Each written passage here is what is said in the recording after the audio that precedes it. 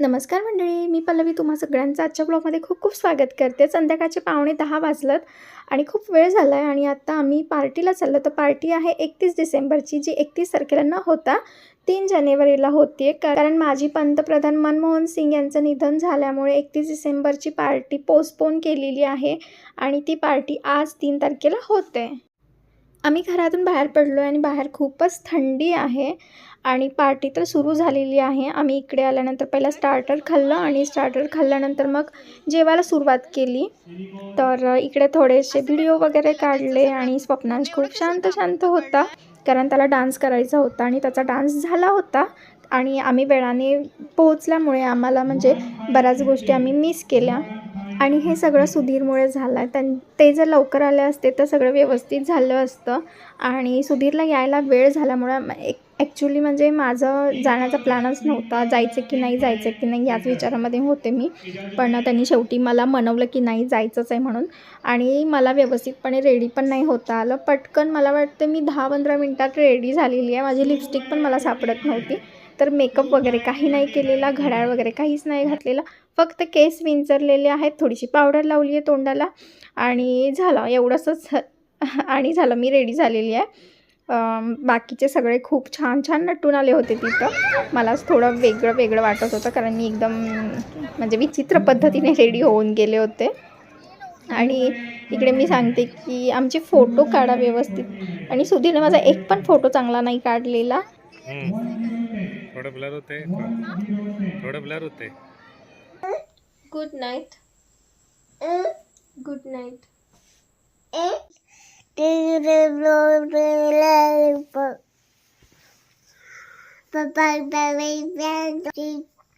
आम्ही पार्टीवरून जाऊन आलो 11:30 वाजता आणि आता 1:30 वाजलेत आणि फ्रेश अजून झोपले नाही आहे. मला खूप झोप येते, सुधीरला पण खूप झोप येते, पण ही आमची प्रिशू राणी झोपतच नाहीये. कधी झोपणार तू? कधी झोपणार? कधी झोपणार तू? झोप ना आता. झोप ना आता. तर हे असं आहे आमचं रोजचं रुटीन. हे रात्रीचं असं जागल्यामुळे दुसऱ्या दिवशी लवकर उठायलाच होत नाही, किती पण प्रयत्न केला तर. डोकं पण आता दुखायला लागलंय, त्यामुळे पार्टीला पण आता आजकाल जाऊ वाटत नाही आहे. तर 31 डिसेंबरची जी पार्टी होती ती आज ऑर्गनाईज केली होती क्लबमध्ये, कारण दुखवटा जाहीर केला होता ना 8 दिवसांचा माजी पंतप्रधान मनमोहन सिंग वारल्यामुळे. तर ती पार्टी आज होती आणि स्वप्नांश पण झोपलाय.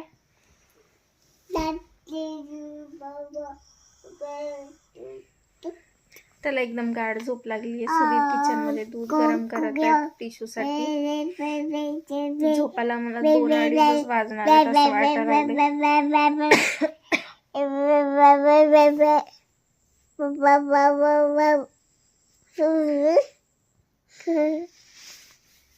Good morning. आज उठायला वेळ झाला कारण रात्री आम्ही झोपलोय 2:30 वाजता झोपलोय कारण आमचं प्रीश बराच वेळ जागी होती.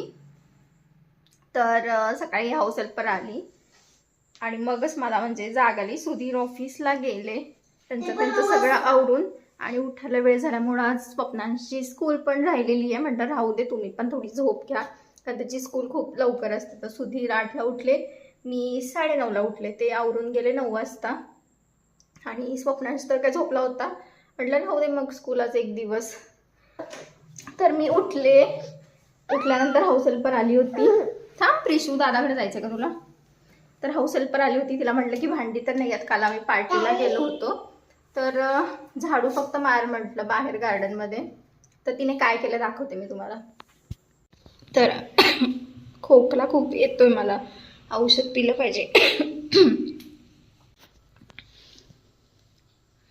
तिला म्हटलं भांडी वगैरे काहीच नाही आहेत, तर आम्ही काल पार्टीला गेलो असल्यामुळं बाहेरचं अंगण झाडून काढ म्हटलं. तर मला म्हटली हां ठीक आहे. आणि फक्त बाल्कनी ती तिने साफ केली, खाली जिकडे आम्ही भांडी घासतो ते सगळं साफ केलं आणि हे अंगण साफ केलंच नाही. मला वाटलं की ती अंगण साफ करते वाटतं आणि बाहेर येऊन बघते तर अंगण तर साफ केलेलंच नव्हतं आणि गेट वाजलं. ती चालली होती. मग मी तिला विचारलं की अगं तू अंगण साफ केलं नाहीस का? तर म्हणते कशी मला आता म्हणजे पोटात माझा त्रास व्हायला लागला आणि मला उलटी आल्यासारखं व्हायला लागले, त्यामुळे मी अंगण साफ नाही केलं. म्हटलं ठीक आहे संध्याकाळी कर. आता हे ती कितपत खरं बोलते आणि कितपत खोटं हे तिचं तिलाच माहिती. मला तर वाटत नव्हतं की तिची तब्येत ठीक नाही आहे. तर तब्येत ठीक नसते तर ती आलीच नसती आणि बाकीचे 2-3 घरं काम करते तिकडे ती काम करून आलेली आणि हे दोघं इकडे खेळत आहेत. आता अर्शुदीला नको रडू, प्रीश आत्ताच उठलेली आहे. बाकी जे 3 घरं काम करते ती तिथं काम करून आली होती आणि इकडे आल्यानंतरच अचानक तिच्या पोटात कसं काय दुखायला लागलं. आणि तसं असतं तर तिने मला भांडी विचारलीच नसती की भांडी, कारण मी भांडी बाहेर काढून ठेवते ना रोज घासण्यासाठी. आज मी भांडी बाहेरच ठेवली नव्हती कारण भांडीच नव्हती. तर मला म्हटली की भांडी द्या घासायला, तर मी म्हटलं नाही येत आज.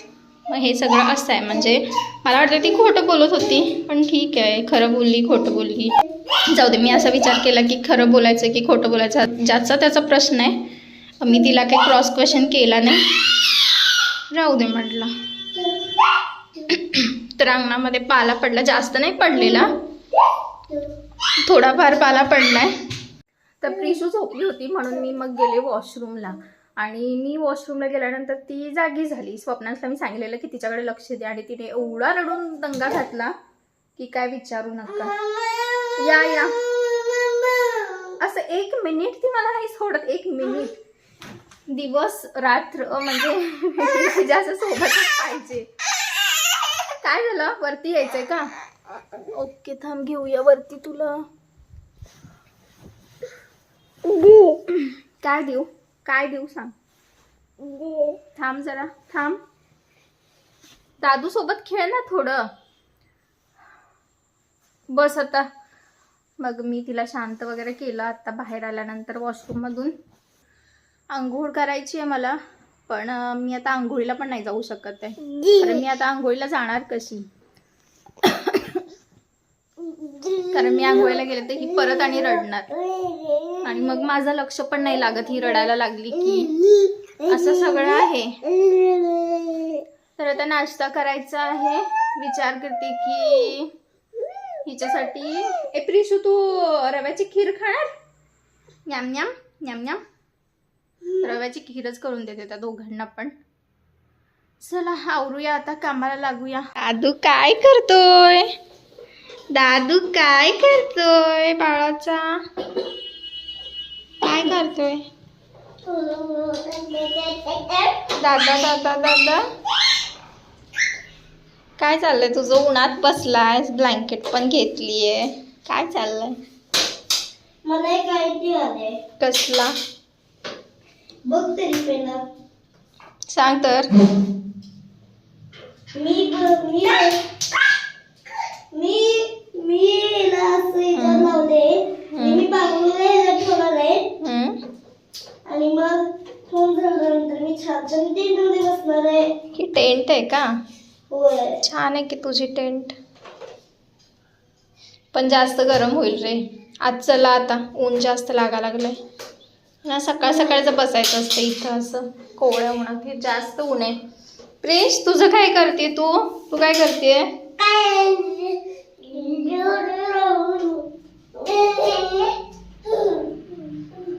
काय करते?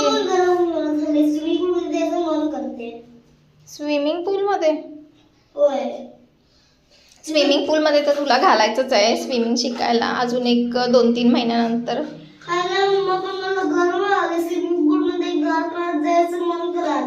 होय, पण आपल्या इथे अजून स्विमिंग पूल बनला नाही आहे ना. तो जर बनला ना की मग स्विमिंग शिकायला जायचं.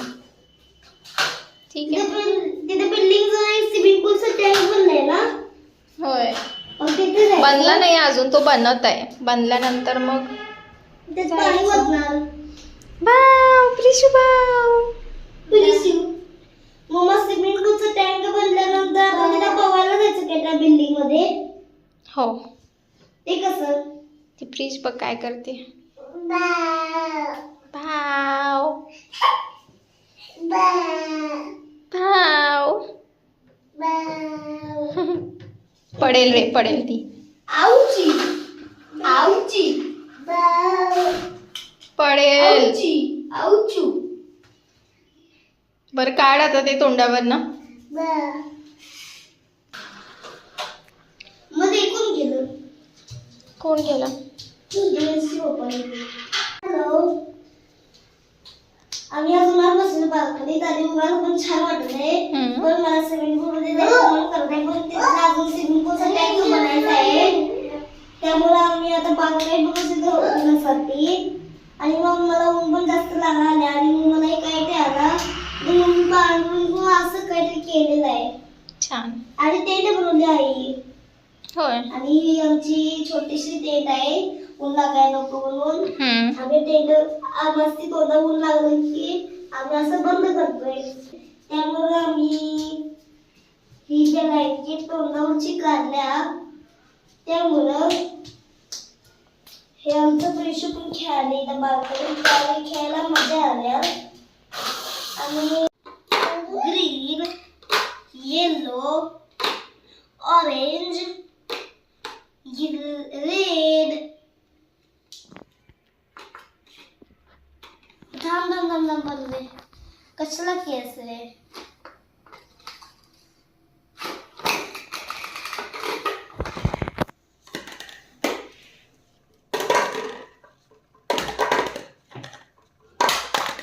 आऊ आऊ.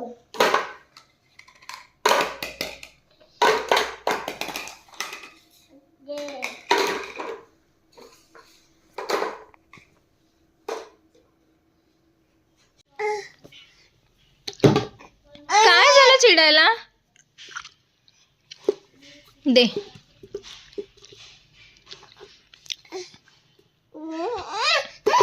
देते की थांब, देते थांब. धर धर धर. पावडरच संपली सगळी, कशी देणार आता? ती ना पावडर लावायला शिकलीये. जेव्हा आम्ही गेलो होतो ना सुट्टीला दिवाळीच्या, तेव्हा ती पावडर लावायला शिकली आणि तेव्हापासून ना नुसती हातात पावडर पाहिजे, नुसती हातात पावडर पाहिजे. आणि नाही दिलं की रडायला सुरू. तर हा पूर्ण डब्बा संपलेला आहे. असंच पावडर सगळी हातावर घेऊन घेऊन मात्री करून करून डब्बा संपला पावडरचा. कोणाला लावणार आता? कोणाला लावणार पावडर? कोणाला लावणार?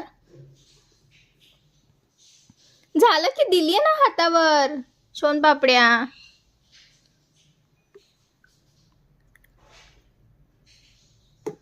स्वतःला लावून घेते, कधी कधी मला पण लावते. कानाला ती पावडर तोंडाला लावण्याच्या ऐवजी ना सगळ्या अंगावरतीच पडते प्रिशू. नाही आता संपली संपली संपली.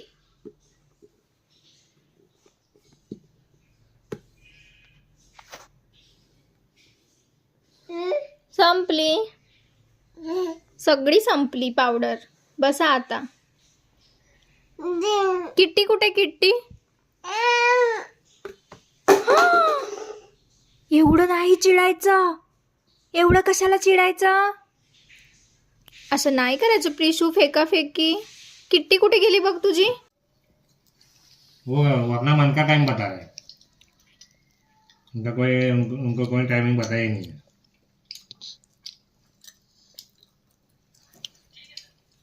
ठीक।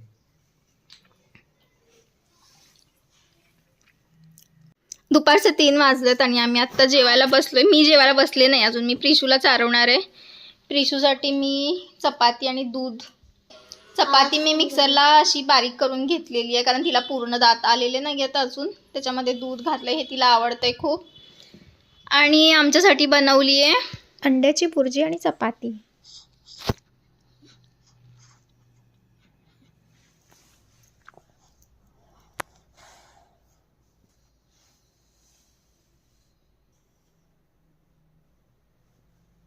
तर मी आता रिलॅक्स झाली आहे. संध्याकाळचे 5:15 वाजतात आणि आज आमचं जेवण वगैरे झालं. मी जेवणासाठी चपाती आणि अंडा बुर्जी बनवली होती, कारण सुधीर 2 वाजता आल्यानंतर मला 1 तासात स्वयंपाक बनवायचा असतो आणि सगळं जेवण बनवणं मला पॉसिबल नसतं.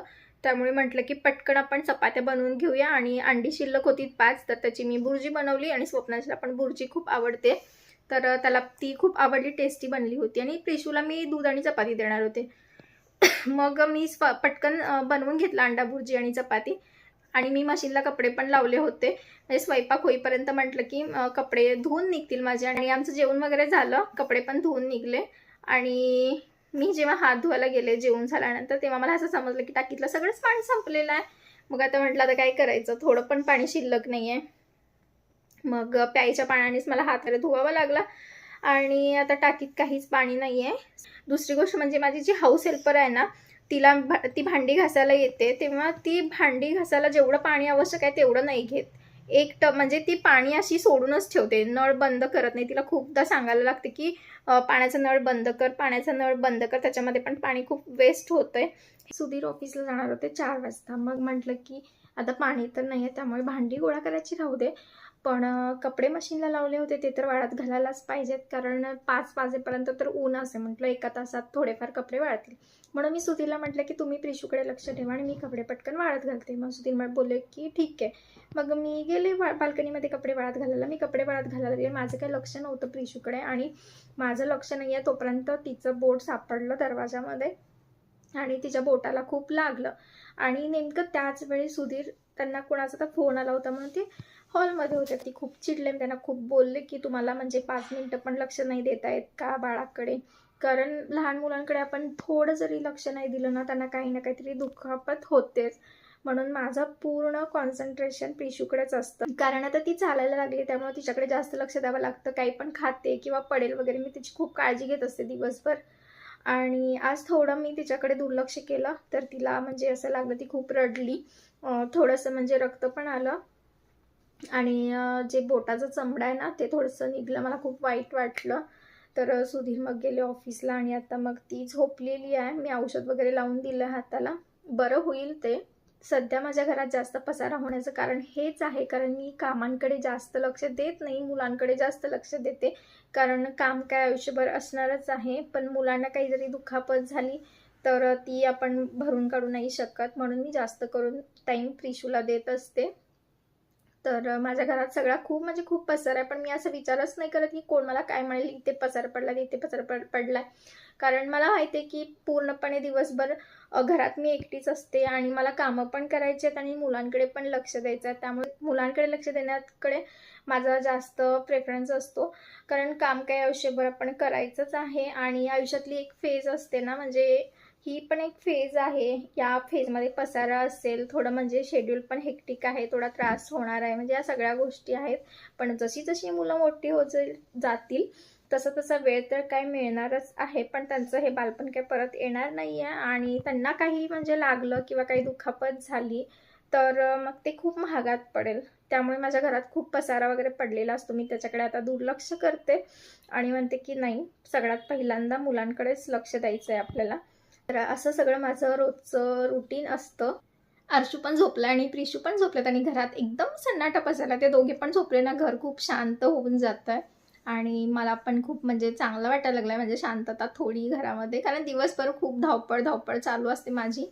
तर मला पण आता रेस्ट घ्यायची गरज आहे. ते दोघं झोपलेत त्यामुळं, नाहीतर ते दोघे उठल्यानंतर परत माझी त्यांच्या पाठीमागे धावपळ असणार आहे. आणि दुसरी चांगली गोष्ट म्हणजे पाणी आलेलं आहे. मला असं वाटत होतं पाणी येते की नाही, मी वाट बघत होते पाण्याची, आणि पाणी आता आलेलं आहे. म्हणजे टाकी अर्धी भरेल आणि उद्या सकाळी परत अर्धी भरेल.